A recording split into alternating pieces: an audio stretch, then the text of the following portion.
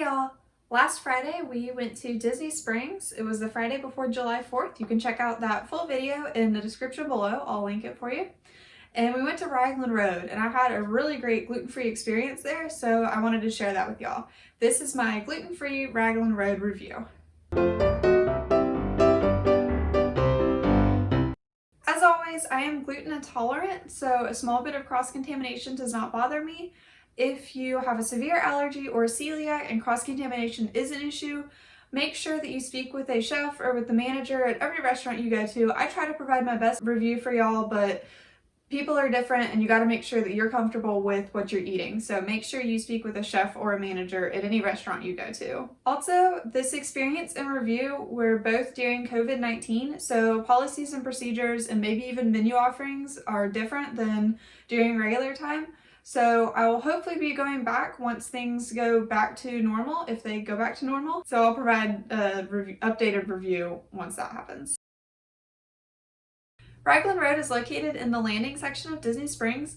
It's right across the river from Sprinkles. It's also right next to Morimoto Asia and is right around the corner from Wine Bar George.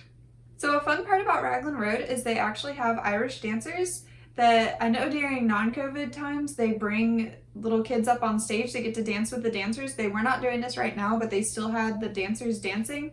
We were actually seated in an area that we weren't able to see the dancers. So if you really want to make sure that you can see the dancers, request it, because there are tables that you can't see the dancers. Like all the other Disney Springs restaurants right now, Raglan Road is using a QR system to display their menus. So you scan the QR code with your phone and it pulls up the online menu. I asked about a gluten-free menu and the hostess said that most of the items on the menu can be made gluten-free, and she also said there was a separate fryer, even though the menu still said that there was a risk of cross-contamination. So I would check with a manager or a chef to verify that there really is a gluten-free fryer. So like I said earlier, most of the items on the menu can actually be made gluten-free. No one went over with me which items could and which items couldn't. They just asked what I wanted, and when I told them, they said, okay, cool, we can make that gluten-free. They can also fry things that are gluten-free. So I've heard that their fish and chips can be made gluten-free and that they're really good. I don't like fish that much, so I didn't get it, but I have heard great things about their fish and chips. I got the Raglan risotto and I got a side of onion rings because, fun fact, I have never tried onion rings before.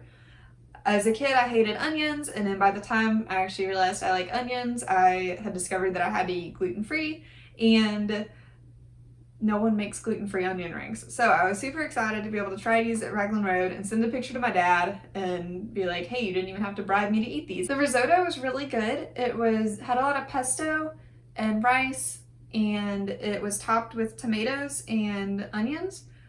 I ordered it with grilled chicken, but they forgot it, so I just didn't have any grilled chicken, but you can add chicken or shrimp to it. It was really delicious, and even on a hot day, it didn't weigh me down, so that was really nice to eat and then be able to go back out into the hot sun, and I felt refreshed, but not weighted down by the richness of the food. It was really tasty though. I really enjoyed it. The gluten-free onion rings were really good.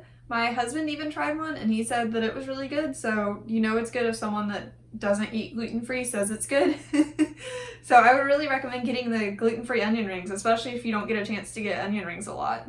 We also got a flourless chocolate cake. It was good. I mean, it was just your standard flourless cake. It wasn't a lava cake or anything like that. It was just cake with whipped cream. We got some berries on the side because I wasn't a huge fan of the berries being on top of the cake. I don't think it was worth the $10 that we paid for it though, but we did eat it in under a minute. So if you're looking for something sweet after dinner, then yeah, it's good, but you could probably go somewhere else in Disney Springs for a cheaper, better dessert. Overall, I loved Raglan Road. We will definitely be back. We'll definitely come back and ask to sit so we can see the stage, because I got up and watched for a little bit and it was absolutely amazing. These dancers are super talented. It's definitely worth asking for a table that has a view of the stage. As always, be sure to check out my website, twirlingdownmainstreet.com, for a full written review of Raglan Road, as well as their menu that I have posted there. You can also find other Disney restaurants that I've reviewed and their allergy menus.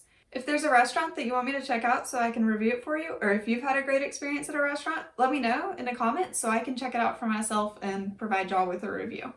Thanks for watching. Be sure to subscribe, wear your mask, wash your hands, stay safe, and we'll see you later.